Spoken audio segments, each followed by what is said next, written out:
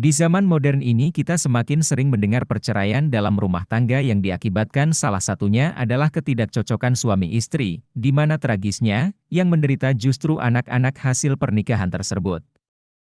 Apakah sebenarnya memang ada pria dengan wanita yang cocok 100%? Bukankah hakikatnya memang pria dengan wanita berbeda, tetapi sebenarnya Tuhan memberikan perbedaan itu justru untuk saling melengkapi. Pengaruh kehidupan modern yang semakin mudah dan terbuka untuk mengejar impian-impian pribadi, membuat seseorang menjadi pribadi yang individualis yang berujung pada sikap egoistis. Sikap egoistis ini membuat seseorang semakin susah beradaptasi dengan orang lain termasuk pada saat seseorang memasuki jenjang pernikahan. Pernikahan yang suci dan kudus yang seharusnya bertujuan untuk memuliakan Tuhan telah berkurang nilainya karena tujuan pernikahan di zaman modern ini banyak yang beralih menjadi sekedar menjamin kesejahteraan materi dan pribadi. Alkitab tidak membenarkan perceraian. Pernikahan itu merupakan institusi yang suci, yang didirikan oleh Allah sendiri di Taman Eden. Tuhan mengatakan, apa yang telah dipersatukan Allah, tidak boleh diceraikan manusia, Markus 10 ayat 9. Hal ini menunjukkan bahwa pernikahan harus berlangsung terus selama suami dan istri masih hidup. Dengan demikian, orang Kristen seharusnya tidak bercerai. Mengapa kemudian perceraian diizinkan?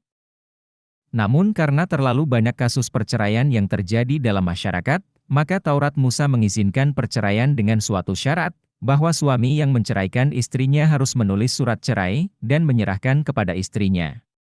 Sang istri yang diceraikan diperbolehkan menikah lagi.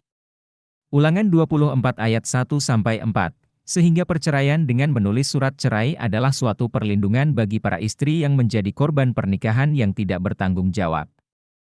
Sekali lagi Tuhan Yesus menegaskan, karena ketegaran hatimu Musa mengizinkan kamu menceraikan istrimu, tetapi sejak mula tidaklah demikian, Matius 19 ayat 8.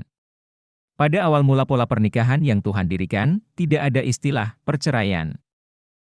Perceraian karena terjadi perzinahan. Selanjutnya Tuhan juga mengatakan bahwa perceraian diizinkan kalau salah satu pihak berbuat zina. Matius 5 ayat 32 dan Matius 19 ayat 9. Hal ini bukan berarti bahwa kalau sang istri berbuat zina, maka sang suami harus menceraikannya, atau sebaliknya sang istri harus menceraikan suami yang berzina.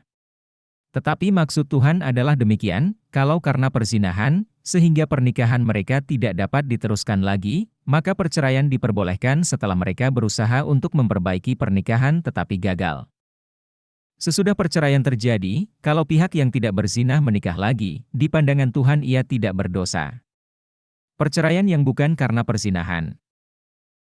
Kalau perceraian tidak disebabkan karena perzinahan, misalnya karena tidak cocok, dan salah satu pihak menikah lagi, maka pihak yang menikah dianggap berzina. Orang yang menikah dengan dia pun terlibat dalam perzinahan. Sebab walaupun secara resmi menurut hukum sipil mereka sudah bercerai, namun di hadapan Tuhan mereka masih terikat sebagai suami dan istri. Perceraian hanya diperbolehkan kalau terjadi perzinahan, maka kalau salah satu pihak sudah menikah, pihak yang lain baru diperbolehkan menikah lagi tanpa dianggap berdosa, sebab pihak yang menikah terlebih dahulu sudah berbuat zina di hadapan Tuhan. Perceraian karena perbedaan iman kepercayaan.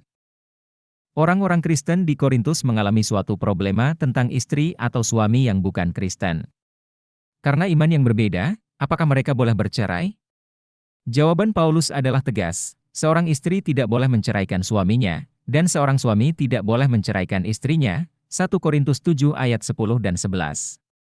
Dengan demikian kita jelas bahwa inisiatif perceraian tidak boleh datang dari pihak yang Kristen. Tetapi kalau pihak yang tidak beriman itu mau bercerai, Paulus mengatakan, biarlah ia bercerai, 1 Korintus 7 ayat 15. Tetapi kita yakin bahwa sebelum perceraian dilangsungkan, pihak yang Kristen seharusnya berusaha keras untuk memperbaiki pernikahan dan membawa istri atau suaminya menerima Tuhan. Kalau memang tidak ada harapan lagi, dan pihak yang tidak beriman terus mendesak untuk bercerai, maka Tuhan mengizinkan pihak yang Kristen untuk bercerai. Tetapi setelah perceraian yang demikian terjadi, pihak Kristen tidak seharusnya menikah lagi, kecuali pihak yang lain sudah menikah terlebih dahulu. Dan tentunya ia harus menikah dengan orang yang beriman dalam Tuhan Yesus, supaya tragedi rumah tangga tidak terulang lagi. Ingat, jangan bercerai, kasihilah istri atau suamimu dengan segenap hati, segenap jiwa, segenap kekuatan dan segenap akal budimu. Demikian ulasan perceraian ini, semoga bermanfaat bagi kita semua.